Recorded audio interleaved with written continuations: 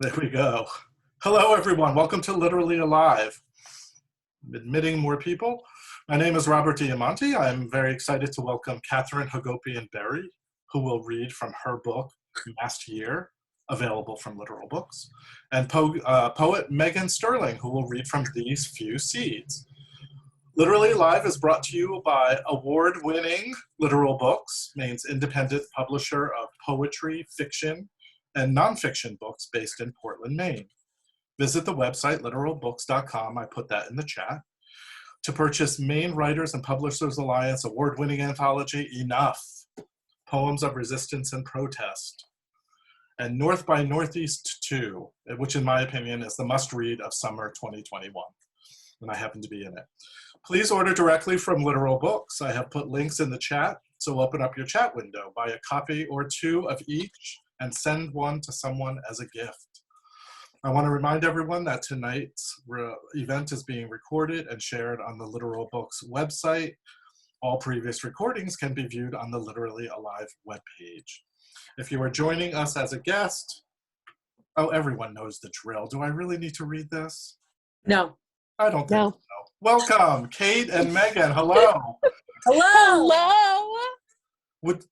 I'm very excited that you two are here tonight. You are also, with myself, the founders of Literally Alive Online.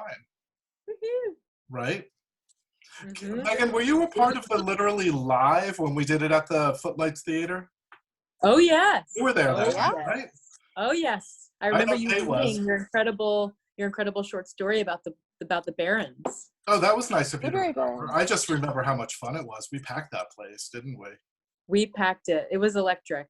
Right. And if anybody in the audience remembers that, it was at the Footlights Theater in Falmouth, and we're working on another one of those events for fall 2021. So stay tuned.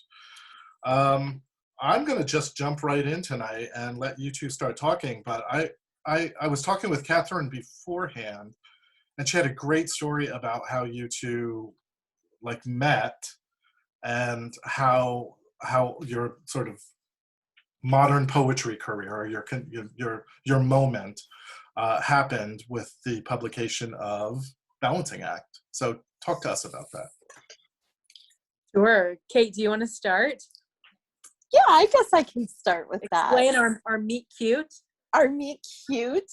So it was December of, oh my goodness, 2018. Both Meghan and I were newly 40, if I can say that under recording.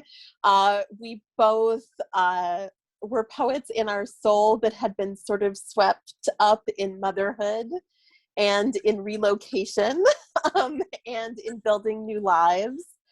And we both, along with some other really beloved poets who we connected with through Balancing Act, Rebecca, Irene, Shayna,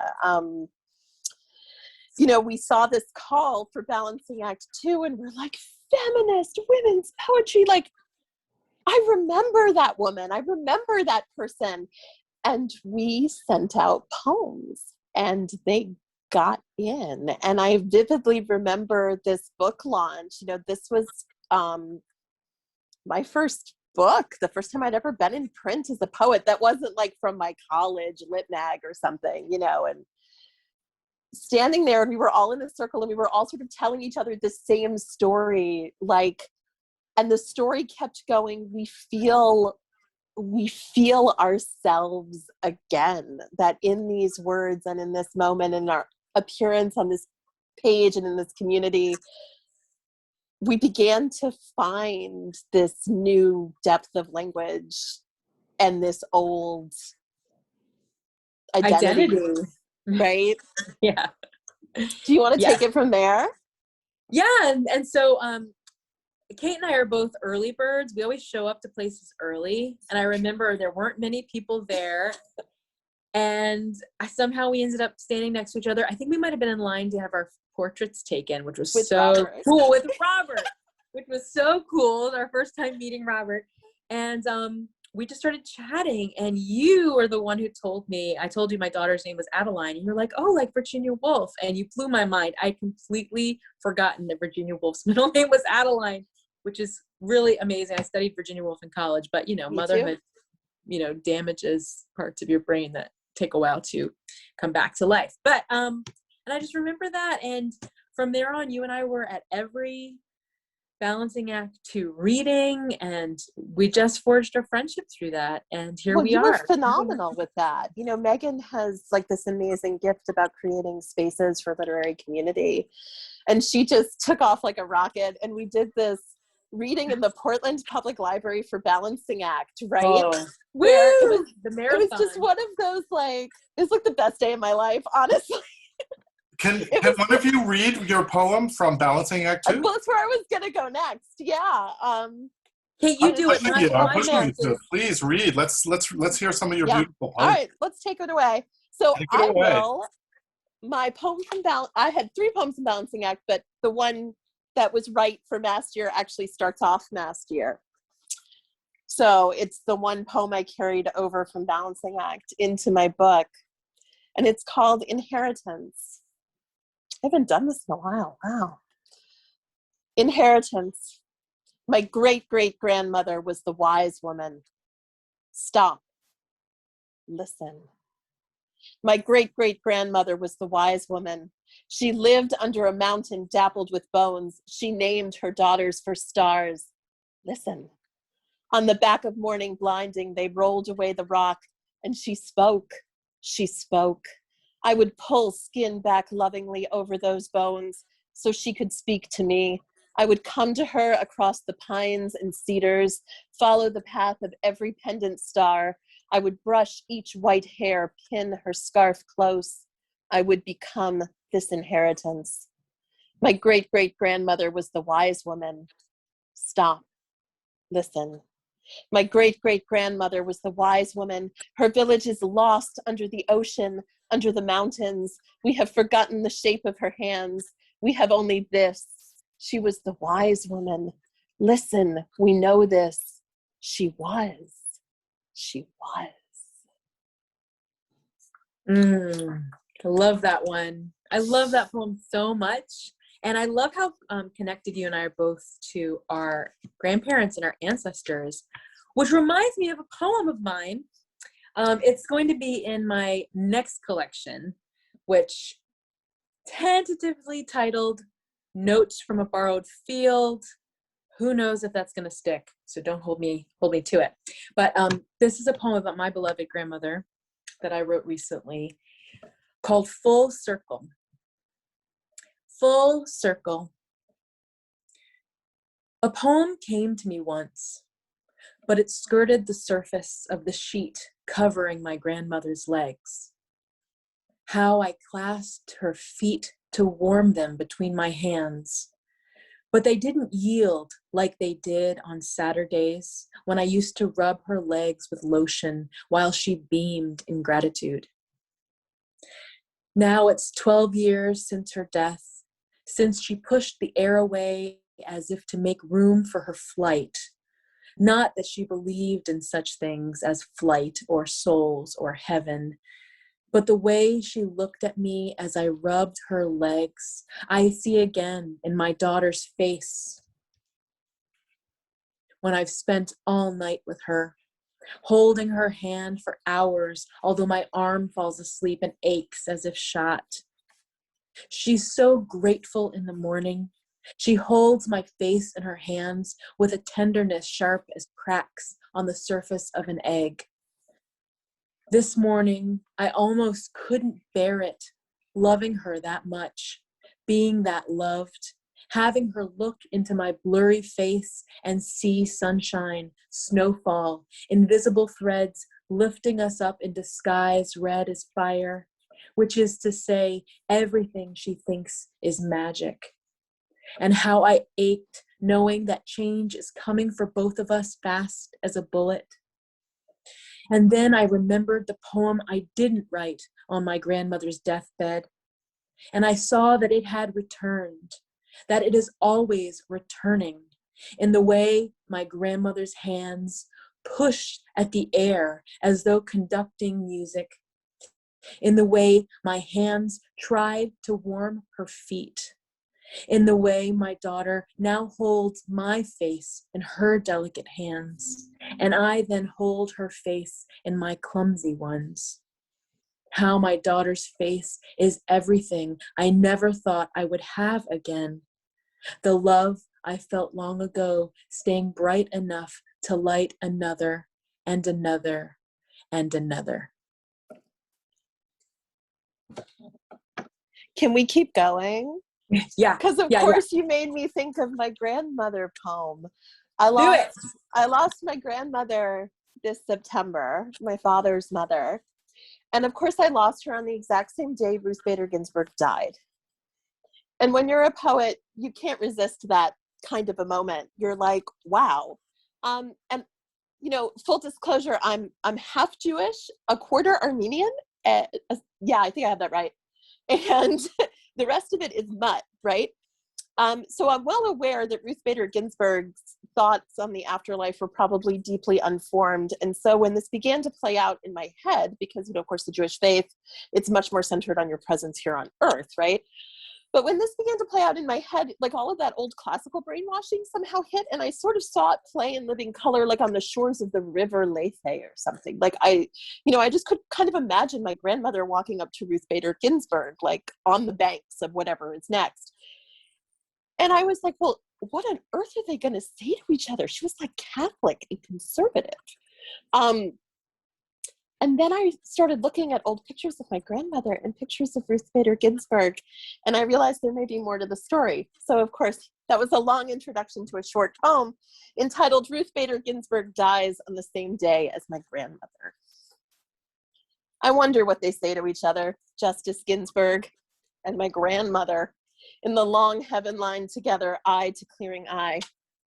She gave up everything, never surrendered, Catholic Jew, Republican liberal, now before the font of all life bathing some rainbow, their nakedness, achieving perhaps communion, perhaps the grasp of one bent palm in another, smiling in unison as each scar clears. My grandmother remembering all her lost names. Ginsburg finally resting, dwelling on the beauty of some aria illuminated window-blind moon, lace fragile on the night.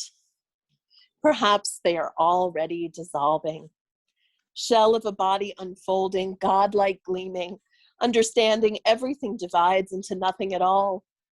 But I think they must have talked about their mothers. One who ran, one who died. How it felt lonely in the house of fathers, hair pulled back, the same chignon. Mm. Mm. Let's keep talking about grandmothers. Let's do it. So this is a poem from These Few Seeds. The night my grandmother died, I had a dream that I was on a train, an old train with deep burgundy seats. And it was night outside, and I looked at myself in the glass window, and my grandmother's face looked back. And I'll never forget that dream as long as I live. And so I wrote a poem about that, well, incorporates that as a little thread. This is called The Deeper We Dig. First layer. The truth looks more like my grandmother's face every day I am alive. The mirrors know it. They show me what's real. My own face becoming worn, trenched where hers was. And though I run and run in cars, planes, trains, feet on the ground, I always end up in the same place with stories. And the ones I lift out to live, I've lived before. Second layer. I dream I am my grandmother, her face looking back at me in the train car window, the train rushing into a mountain in Ukraine, a place we fled before the First World War, with the Anna Karenina train cars, with the Slavic language emanating from a cut throat, flurries over a wide field, novel left open on the blood-red seat, pages growing wet with snow. Third layer. I have seen what we will become when the ground opens up, our skin the metal of machinery. I dream I am the truth as I look into her dead face in mirrors, in windows smeared with hair oil.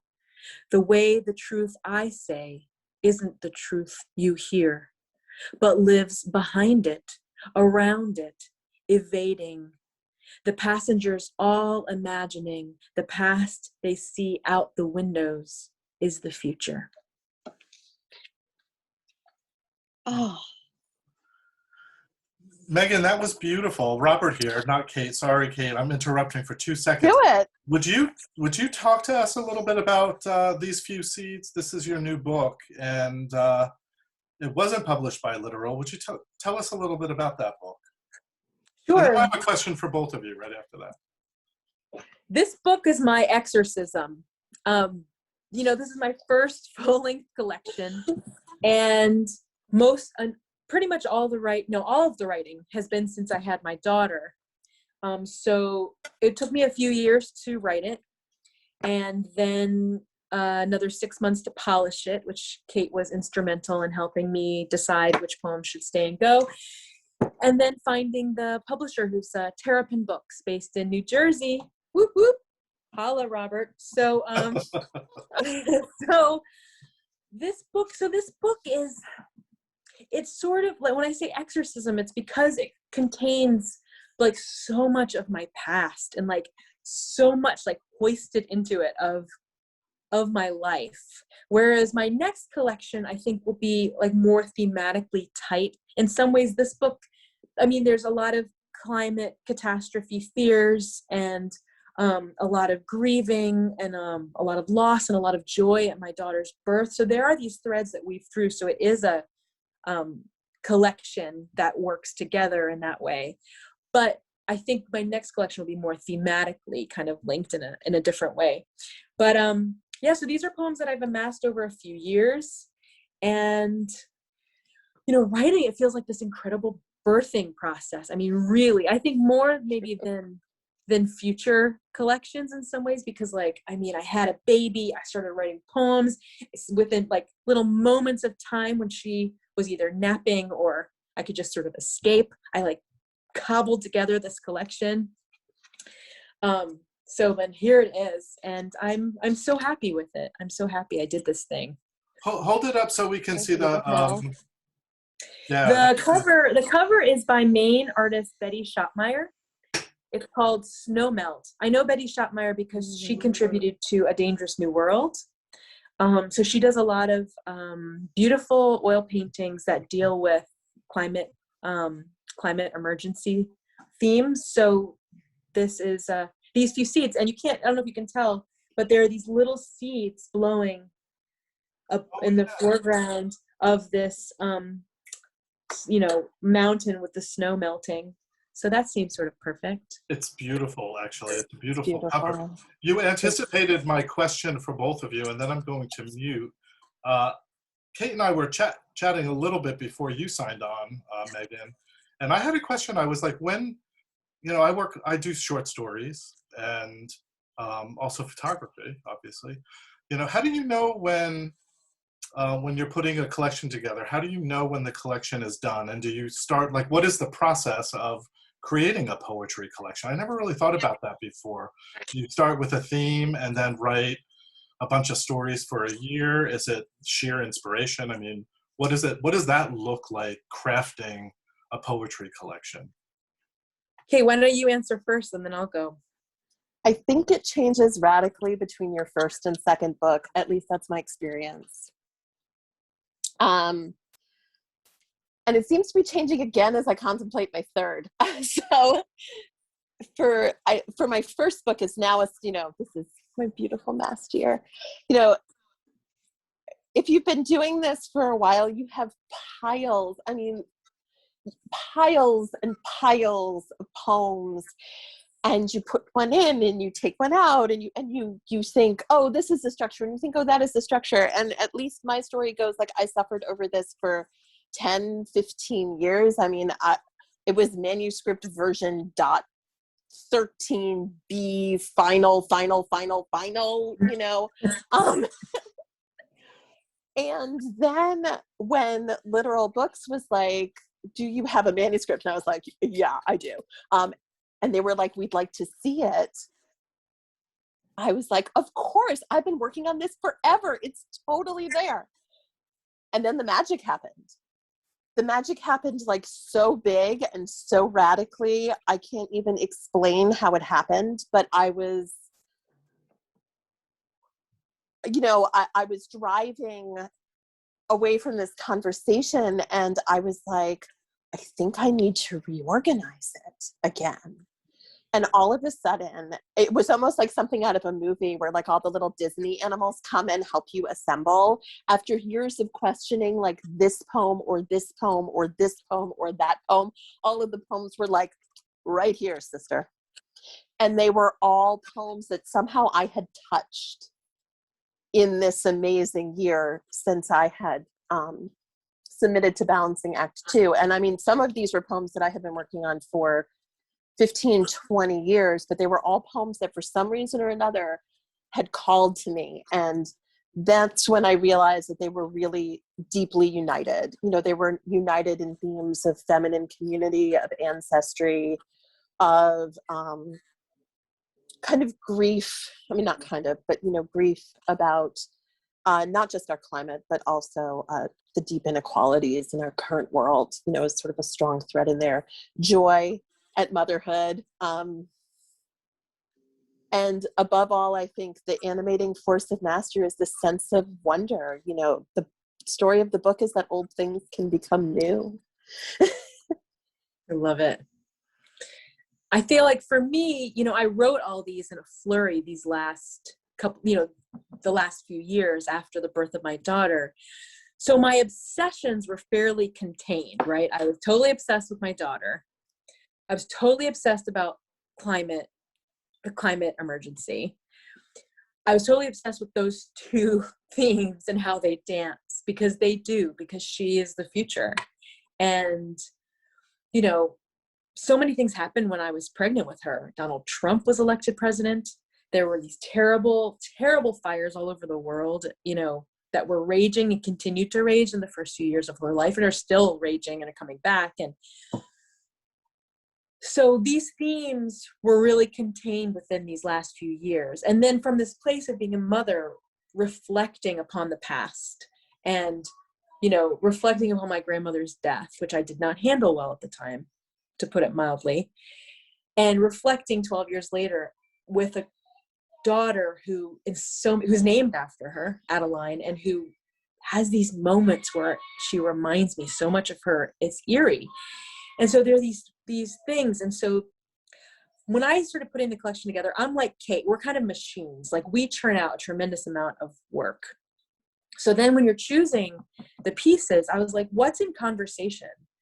What is hanging together? What's like palling around? Or is somehow contrasted enough that, but still somehow in conversation? And I actually had to do that 3 times. And Kate was really helpful for me the second time I did it, in really helping me narrow it down, order, and discover the things that wanted to talk to each other. But it's, you know, there's this great essay, the name escapes me right now, but where you have to take this helicopter view when you're ordering your book. And so I'm planning on, for this next book, I'm going to literally create kind of a spiral yellow brick road of pages all over this cabin on retreat I'm doing, and discover, you know, start moving things around and see like how to balance, I'm going to bring my book to help me, because, you know, this has already gone through that process. So I hope to kind of not imitate the way it's ordered, but remember the process that I went through for the next one. That was a long answer, but here we are. Yeah. You guys read, please. I think we're all ready for another poem. Who would like to start with another poem? Maybe from last year? Well, let's do some daughter poems. Ooh. Since we're talking about motherhood. Love it. I'm going to start with one of my favorites. So I think this poem pretty much explains itself, but its title is Metathesiophobia, which is the fear of change and transformation, because it turns out when you're afraid of caterpillars, there's actually no scientific name for that.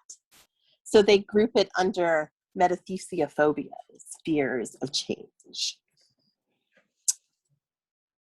Metathesiophobia. There is no scientific name for your caterpillar terror, slithering on rosebuds, hanging off the car door handle. You put your backpack down, bright bra strap sliding, baby howling until I flick it away. It moves, you say, like something past direction, bend unseen, transformation inevitable, appetite insatiable, spine tucked over your sudden belly, ponytail high. Below us, another caterpillar begins to wrap ravenous hunger around itself, the blood, the bone, the sudden space for flight. Inside your backpack, a Black Widow sandwich bag with fresh underwear, pad for emergencies, the kind you prefer, one with wings. Whoop, whoop. Love it. Love it. I was telling Kate in a conversation we had a while ago that a lot of the poems that I write about my daughter, I write to remember. Because a photograph, right, it captures the image, but the poem captures what was behind the image. And so I vividly remember a spring afternoon with my daughter going out in the rain together. Oh, I love this poem. Yeah. This poem is called Puddle Jumping. Puddle jumping. Puddle jumping. It's so brief. Her small hand reaching for mine reflexively, as if my hand grew out of the earth, wherever she is and needs steadying, as if my hand were banister, tree branch, root. We ready ourselves. Ladybug rain boots with the big gash in the rubber. Flowered raincoat, just now too short in the arms. She dashes forward on unsteady legs, seeking the puddles as if thirst drove her. The biggest one gathers at the grate, flecked with orange dirt, like iron rust that glows beneath the rushing. She wants me near her, to delight with her, to exclaim that this puddle is big, this puddle is dirty, this puddle is cold. As she stumbles, she splashes, she seeks my hand in the air. You know, I love how you say that it's about capturing that moment of just like the purity behind the memory that you want to keep. So I want to do one that I haven't read aloud here before. So part of my new collection is working with poems that kind of pair and play. And one of the things that I noticed evolving was a journey through watching Star Wars with my children. So I have two children, my beautiful Sophia, who's now 12, and my amazing, brilliant Adam, who is now 8. And we took them to see Star Wars right before the pandemic hit, the final one, right? I'm blanking on it. The end of the new trilogy. And it just kind of felt like, ugh. It was kind of awful. You know, we were all sort of disappointed. And then the pandemic hit. And then one of the very first things that happened after shelter in place is our local drive-in movie theater opened. And they showed this Star Wars movie, and we were all like, of course we're going to go. We'll go anywhere. Like, we hadn't left our house in like 9 weeks. And I loved the contrast. So this is going to see it's called The Rise of Skywalker. The Rise of Skywalker at the Bridgeton Twin Drive-In, which is a mouthful, but you'll bear with me. So post-pandemic drive-in. Drop the tailgate. Blankets, pillows, peepers, and the welcome reel play. Black and white, battered 60s station wagon, still watching Star Wars. One hand on your beard like Obi-Wan Kenobi. You mention candy. From seat to seat, our children rocket, swoop frantic to taste something other than home. This drive-in movie rerun, reborn. Full dark, the rut field universal, headlamps hyperspace streak, passing cars so distant they might be planets eager for life, tuning dented radios rejoicing when a rebel voice breaks in, Lucasfilm, skip worlds, future long past bedtime, movie finally over, and our son has fallen asleep on my lap. I wrap a blanket around him like carbonite, freeze the resting dark, leave the back seats folded down, driving body steady all the way home. As children, we begged to ride jump seat. One simple turn enough to reverse polarity, sweet novelty, fresh the destination. How soft the road becomes, how new the story these old stars tell. Mm.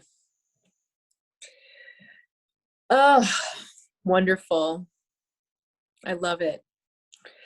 Your movie theater, your drive-in movie theater poem made me think of a repeat experience I had in running into the actor Wallace Shawn in the middle of Marfa, Texas.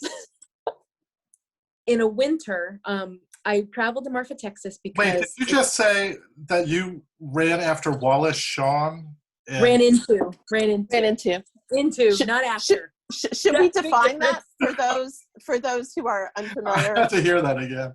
with the glory of Wallace Shawn?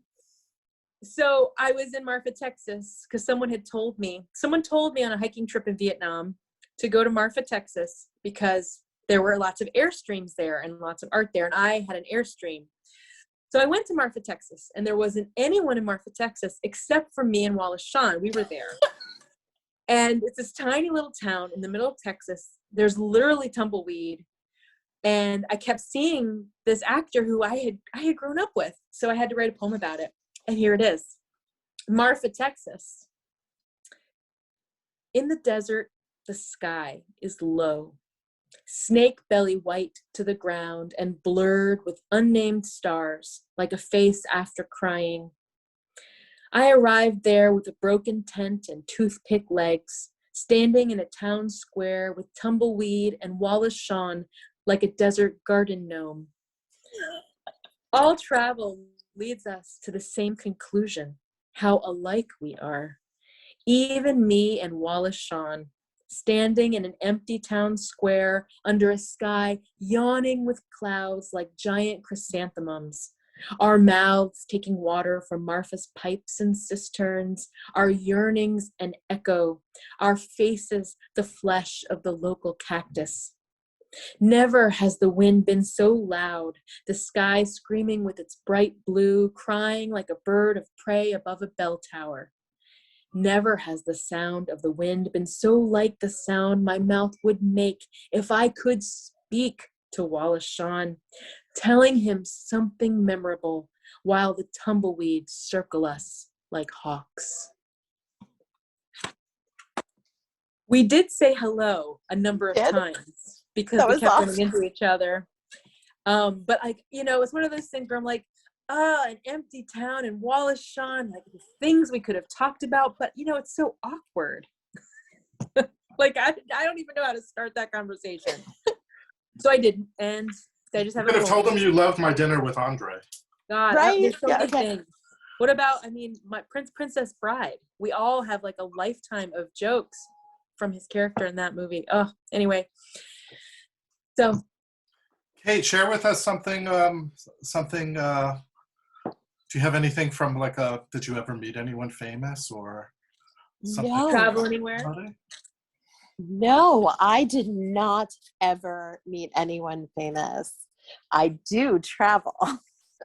And usually I write a poem when I travel.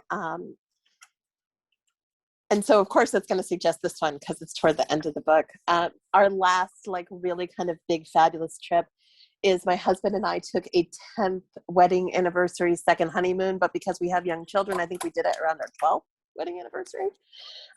We called it our 10th, though, because that was an excuse to do something big. And we went to England. And people always make fun of me for this story because, you know, they're all like, oh, did you go to England and have mystical experiences? And I'm like, you know, it's so lame, but really I kind of did. Like, we went to Glastonbury, which is so hokey, but I ended up climbing St. Michael's Tor, and it was utterly magical. It was so great.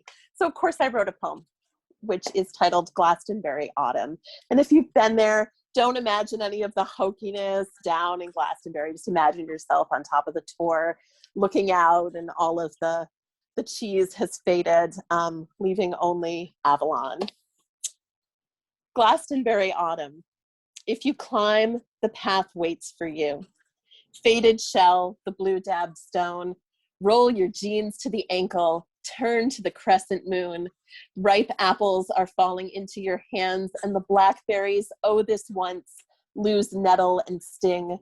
All you can stomach is sweetness. If you climb, air waits for you, diamond bright and burning as if you have jumped from fire into the fire of the setting sun, unafraid of all the quilted world rolling out beneath your feet, hair freed behind you, the girl in the photograph, head back and laughing. The girl in the photograph finally looks like you. If you climb, water waits for you, candle drenched and seeping from the rock, and the garden will be closed or the garden will be open, black dog nosing fingers one by one, all choices unmade, so that love is easy again, freshly washed like a window, your whole life passes through. If you go, you will find it. Hidden ocean, moon, a bright compass, and everywhere beating in your veins, cloud golden, gentle cows, bright apples enchanted, everything destiny, every place the place you were meant to be. Mm. Mm. Oh, travel, how I miss you. Oh, I've been missing travel, though, for years. I mean, since I got pregnant with my daughter, I've been more stationary than I've ever been in my life. And here's a poem that I wrote where I'm reflecting upon such things. It's called Ghost Story. Ghost Story. I'm dreaming of Vietnam again. Basket boats of fish and flowers, old lovers, my grandmother's face, the way time shoots forward and backward, how I'm riding the junks across Halong Bay's sepal green skin, my body like a stranger at the market, handling rambutan with its messy fringe, my body a ghost in a season of heat. Where did she go, that stranger? Here it's spring outside, cold, then colder. It won't make up its mind if buds are to blossom or retract, if we can ease into our bodies or remain at odds, swimming in our clothes. I remember a spring when I had her, when I didn't know what was coming. That time is also now. Already, the losses have begun to tally in the sky's wide notebook, a sun in the center like a splotch of ink. I don't mean God. I mean how the earth makes its own sense. Ships that once sailed off the horizon's edge into darkness were still sailing, even when we couldn't see them, even if for us the ships are gone. Maybe my old loves are the ships. Maybe the stranger on the junk, her solitary life strung like 1,000 moons, also sails, just in a different direction, her smooth hull carving water in twin lines, casting salt that brines every ocean that can be crossed. I just love that idea of like the parallel selves, right? yes. Like this person I was, she's just like she's chilling in Vietnam. She's like so close. Yeah.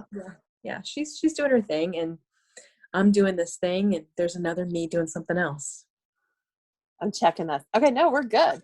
So what's funny is you reminded me of a poem that I wrote about staying here.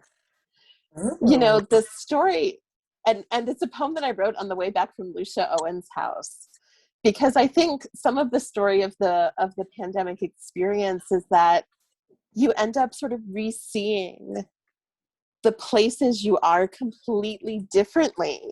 Yeah. Because even Stonington, Maine, which is like 20 minutes, felt like a new country when I finally got to go.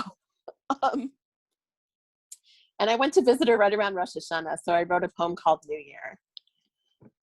New Year, drive this mountain back road winding, day poured out from golden sun to golden earth, cornflower blue the bluing sky, enjoy the lake as you pass it laughing, water ripple front porch rocking as if bright wind had lent a gentle hand, set beat in your bones of everything finished, forgotten orchard red delicious, sunflowers radiant heavy beside old barns, hay bales gravid in the resting field. Of course, it all begins again. Resurrection tucked around us in fruit, in hands, patchwork mountains, flaming trees, fracture light mending, the cracked millstone filling, and you know what it is trying to tell you, the rich feast born from all that ends. Gorgeous. It's so interesting. So since the pandemic, but even a little bit before, I have a desk that faces a window that just looks out to my little street. I live on a little dead-end street in Portland. It's nothing fancy at all, just some small little houses and families and a lot of nice people. And I've been looking at the same view for a few years now, and no time more so than Portland, Maine. Portland, Maine. So I write a ton of poems about this view. And one early spring day, I was looking out of the window. I was teaching a poetry workshop, and I looked out the window, and there were just some birds on the line. And I thought about Tom Waits, and I thought about, just so much bird on a line songs and poetry. But I thought I'll take a stab at it too. And so here's one of the many, many, many poems that I've written looking out the same view. What is enough? The poem ends with an image. The moon, the birds. Has the poem earned the right to these images, I ask, on a bright and cold Sunday afternoon, after dreams of old friends woke me early? Has the poem earned the words to describe love? The moon is horses, its feet are birds. There is an orchard where the birds have replaced the apples in the tallest branches, singing like diamonds beneath the earth. Has the poem discovered anything apart from you, still in love with everyone you've ever loved, still in love with old dreams? The house is an ocean, the moon is a songless bird. I wake up each morning and feel a fool. I miss people I knew before, and they appear on the page in my dreams. My dreams show me beauty I can almost taste, my hair heavy, my arms impossibly long, like the necks of cranes when I straggle awake, born from sleep that showed me the faces of lovers I was too afraid to love. My poems translate dreams into pictures that live outside of my body. The moon is a missing tooth. The birds on the shore peck at glass they think scraps. My poems say my body is a winter shadow, power lines reaching toward a horizon cold and straight as a knife. Birds crowded on a pole above the street, where the moon is snow. Friends are birds. Dreams are long, cold lines of light, always reaching. Thank you. I love that. Meghan, that was wonderful. Kate, that's wonderful. We have a little bit more time, but I wanted to, we have a small crowd tonight, but I recognize a lot of the names as very loyal, Literally Alive viewers. Thank you for coming. Thank you. Yes, thank you. And please continue to come. We've decided that we are going to continue with the program, even though, Meghan, Kate, would you like to talk about upcoming outside events, poetry events in the Portland area, Portland, Maine area? Sure. So on July 17th at Deering Oaks Park, we're having an actual real live outdoor event at Deering Oaks Gazebo at 1 p.m. There is a group of us that are going to be reading. We're Portland area poets that have recently released books. Katherine Hagopian Berry, myself, Gibson Faye LeBlanc, Mike Bove, Sama Abdurakib, Zane Langlois. Who else am I forgetting? There's two more. Stuart. Megan Grumbling. Nope. Megan Grumbling. Oh, Megan Grumbling. And some other delightful person I can't think of right now. So that's July 17th. I'm working on organizing one that I'll keep you posted for August 28th. And then Saturday, September 11th. Yeah, that's going to have Betsy Scholl, Rebecca Irene. Yeah. Oh, Dennis Kamiri is going to be reading in the one on the 17th. Okay. That's anyway, great. Those are some in-person events that are going to be happening. Terrific. And I think we've decided that we are going to continue with the Literally Alive online. So if you're not on the Literal Books mailing list, please go to literalbooks.com. The link is in the chat feature. Please sign up and you'll get all the news about the next event. We think we're going to have an open poetry night. We're kind of trying to figure out how to do that. We've had some great luck with people from the public reading poems, but also any poet who has read or has published a book or a poem in a Littoral Books book. So we've got that to look forward to. And I think we're going to continue with some interviewing as well and Q&As. So I'm going to put myself back on mute. I just wanted to do that sort of public service announcement. And I'm going to let you two take us out with some poetry. How about that? Can we do 2 each more? Do we have time for that? I am not about censoring anybody. I'm putting myself on mute and you may read yourself away. Let's do it. What do you want to do, Meghan? 2 apiece for the final run? Yes. Okay. Birds or houses? What do you want? Where do you want me to start? Oh, that's tough. What do you think? We haven't done any of these yet. Do you want to do some Jewish mama stuff? Jewish stuff? Want to get yeah, Jewish? I've got a beautiful one that I'm in love with, a fairly new one, and it has an egg in it, so I guess that counts. For sure. But now I've got to find it. I was looking at a bird poem after your poem. Can I make a request? I said that I wasn't going to pop on again. Can you? But I can't help myself. Come on. That's okay. Can you each read one from your new books? Or Mass I Year's. was going to end with that, if that's okay. That's why I am just requesting one from your books. Absolutely. I keep going back and forth. I do one new one and one last year one if you guys haven't figured out my pattern yet. So I'll start with the new and then end with the love. So on the topic of birds, but also moms, I wrote one this spring during Passover about the egg on the Seder plate, which is a beautiful mystery if you're not aware of the Jewish Passover. A lot of the foods on the Seder plate are very symbolically linked, and there's a whole lot of conversation, and we always said Haggadah. Am I right about that? Yeah. Ish. Yeah, I've heard it both ways. So just say so step in because I'm ish. And you go through and you're like, but the egg's there.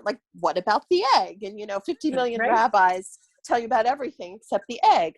So In response to a prompt to consider something that was a mystery to you still, I wrote this poem called The Egg Means. The egg means rebirth, my mother said, struggling to balance our blue gold Seder plate, unreadable names shrouded in lettuce, apple, chicken bones for slaughter lambs. She made do. It took me years to see beyond commonplace, that mystery. No prayers to sing holiness, no place in the Exodus, only what mothers always clutch. Old school papers, Barbie houses, scars on stomach, on the phone. She reads me poems I wrote as a child, brooding, all the attic dust boiling, shell of a brown box peeling back, revealing within the white and gold. Well, since you've ended with your Jewish poem about the egg and the white and gold, I'll read my Jewish poem. Talks about the blue and gold. This poem is called Jewish because even though we are Jews, we are secular Jews, we are cultural Jews. We do not celebrate it with any kind of dogma. And that's an interesting thing, to be a Jew that doesn't, keep kosher, all these other sorts of things. So I wrote this poem though, Jewish. In our home, small traces only. The menorah in the cupboard, a mezuzah in a drawer, notes from my bat mitzvah in a book, a mizpah ring in a box on a shelf. The word carries, though, a series of sensations. Weight of the ornate silver, of long lives and sore feet, and the sound of plastic taken off couches for the bris, for the Seder, for the Shiva. When the clothes are cast out of closets in a hurry, as if the dead would come back for their pants if they were left.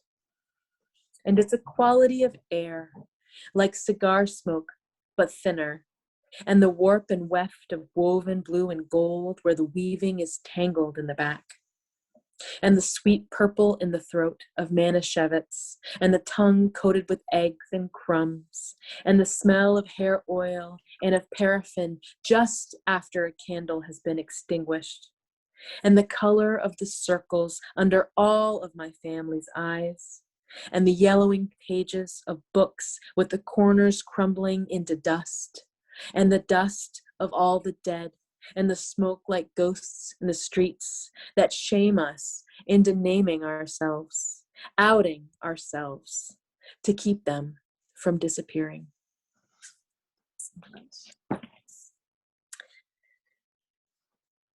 And there we have it. Do we want to do one last one, or do we want to do two last ones? Oh, I think there's time for one each more, yes? One each more? One more each, yeah. Well, I wanted to fulfill Robert's request because I love to close with it anyway. And Nasty is the title poem of my book, and it's the poem at the very end.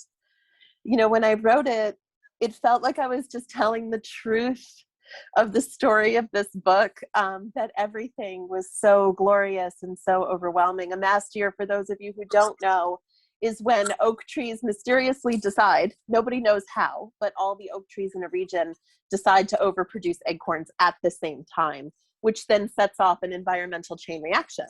More acorns, more animals, more predators, so on and so forth.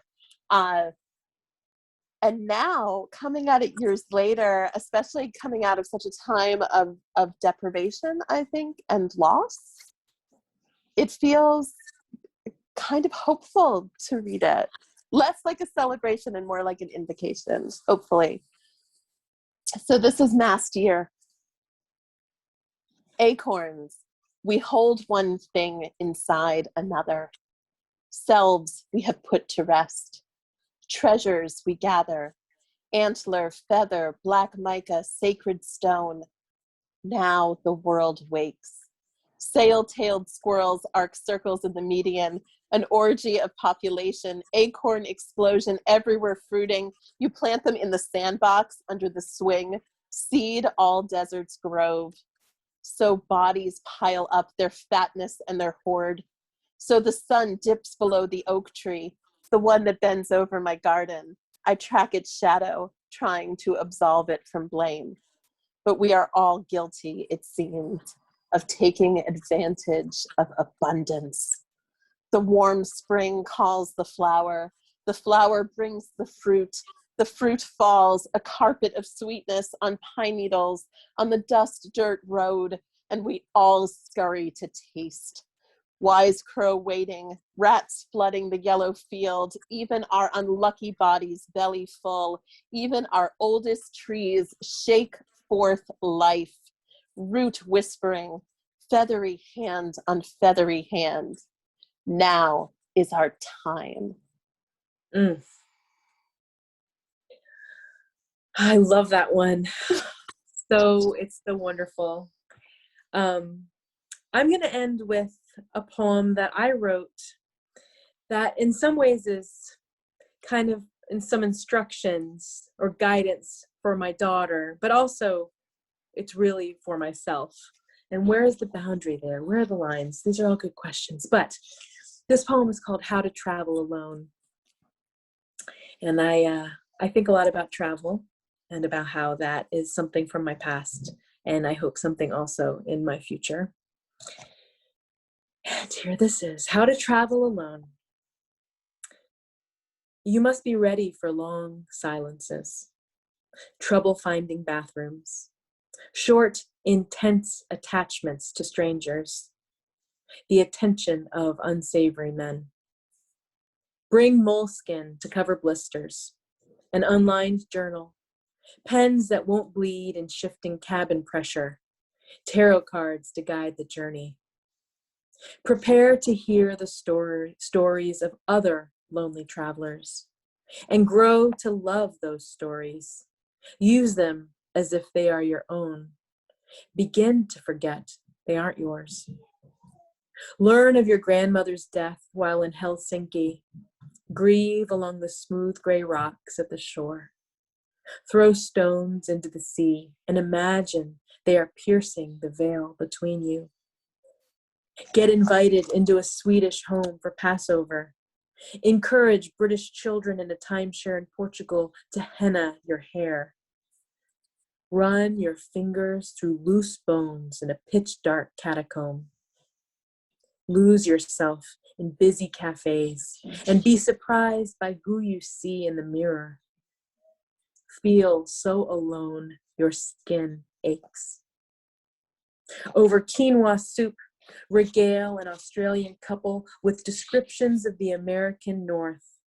Wharves, streets caked with ice like ash, the ocean a bottomless black all winter.